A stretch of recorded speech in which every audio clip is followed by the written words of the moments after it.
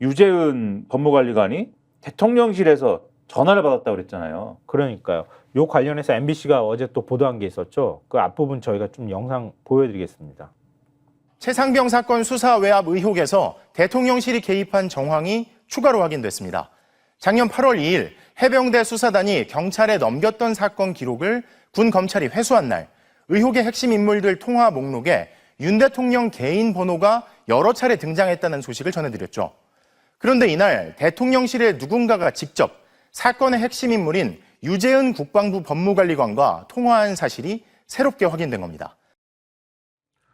한겨레신문에 언급했던 내용을 MBC는 직접 전화를 걸어서 확인을 했어요. 그렇죠. 이 02800으로 시작되는 유선전화에 대해서 네. 이게 2분 39초 정도 유재은 법무관리관하고 통화한 전화인데 MBC가 직접 전화를 걸었답니다. 네. 그랬더니 국가안보실 직원이었다는 거예요. 네. 안보실장 보좌관실인데요.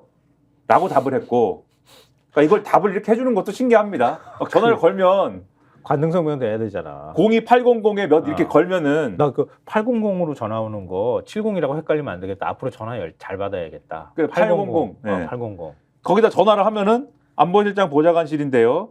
기자가 보좌관님이세요? 그랬는데 이 번호를 어떻게 아신 거죠? 이렇게 얘기를 하더라. 네.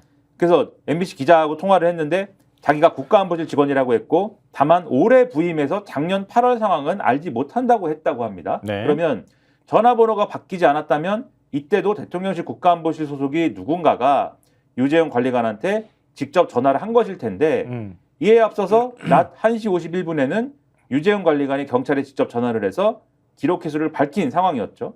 임기훈 당시 국가안보실 국방비서관으로부터 경북경찰청에서 전화가 올 거라는 말을 들은 직후에 이 전화를 한 거였고 그리고 대통령실이 유재은 관리관에게 전화를 건 오후 4시 59분은 국방부 검찰단이 최상병 사건 기록 회수를 위해서 경북경찰청으로 출발한 이후였다라는 겁니다.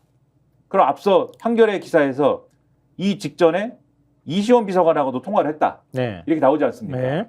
그러니까 이것도 계속 이런 식으로 이시원한테도 전화가 오고 그러니까 이렇게 된 거예요. 국가안보실한테도 전화가 오고 장관 권한대행인 국방부 차관이 있고 장관은 해외에 나가 있으니까 장관이 너가 대행이 키 맞고 이거 처리해 이렇게 됐겠지.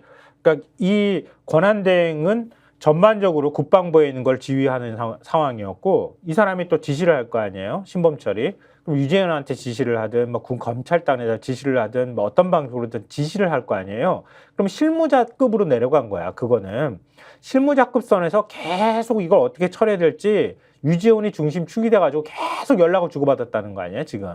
근데 이게 제가 쭉 보면서 이 황당하다는 생각이 드는 게 네. 가령 우리가 무슨 일을 할 때 무슨 일을 시킬 때 가령 제가 대통령이면 이런 이제 일을 시킨다. 말도 안 되는 어떤 불법적인 일을 시킨다. 장관이 해. 라고 시키고 나는 그치. 결과만 보고받으면 되지 않습니까? 그렇지. 그리고 장관은 가령 차관이면 차관 뭐 누구면 누구 한테 시키고 결과만 보고받으면 되잖아요. 그렇지.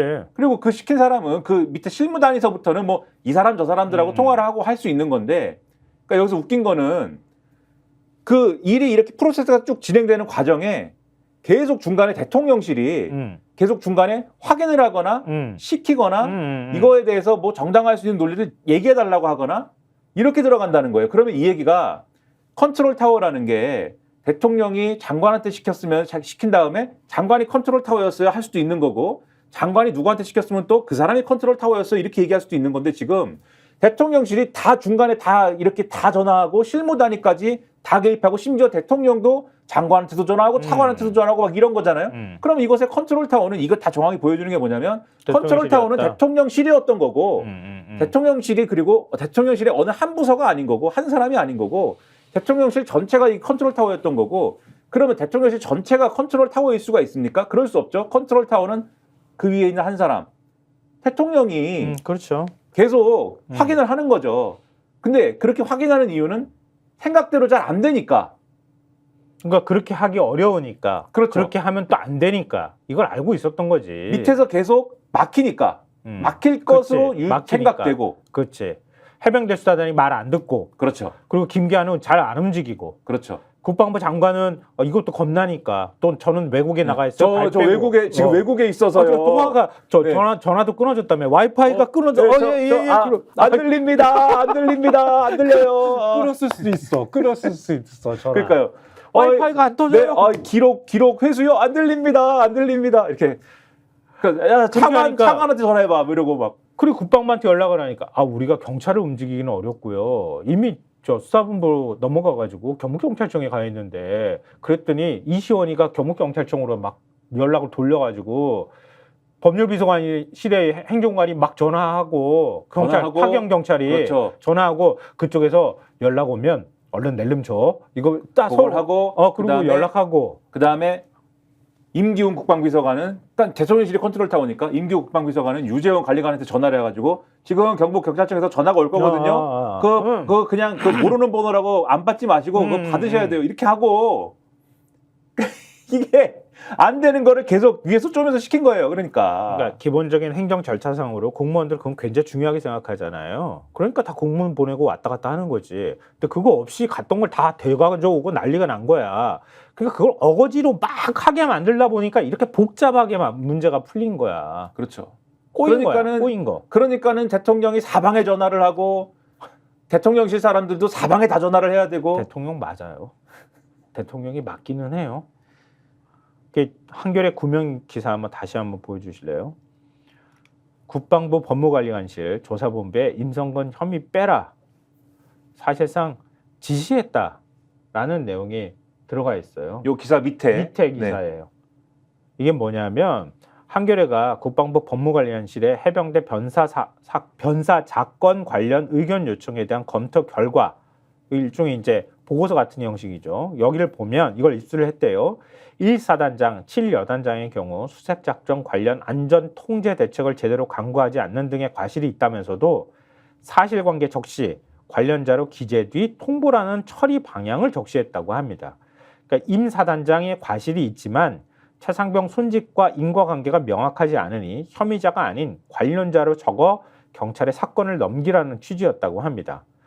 그러니까 앞서 해병대 수사단은 임 사단장에게 업무상 과실치사 혐의를 적용해서 경찰에 사건을 이첩을 했는데 이 사건을 국방부 검찰단이 경찰에서 회수한 뒤에 재검토를 맡은 국방부 조사본부도 임 사단장의 범죄 정황을 4쪽에 걸쳐 담은 재검토 보고서를 지난해 8월 14일 작성을 했습니다. 그건 우리가 예전에도 전해드린 바가 있죠. 임 사단장에게도 혐의를 적시해 사건을 경찰에 이첩해야 한다고 판단한 건데 같은 날 조사본부는 자신들의 재검토 결과에 의견을 달라고 국방부 법무관실 등에 요청을 했고 이 요청에 법무관실이 임 전 사단장 등의 혐의를 적시하지 말고 이첩하라는 의견을 냈다고 하는 겁니다.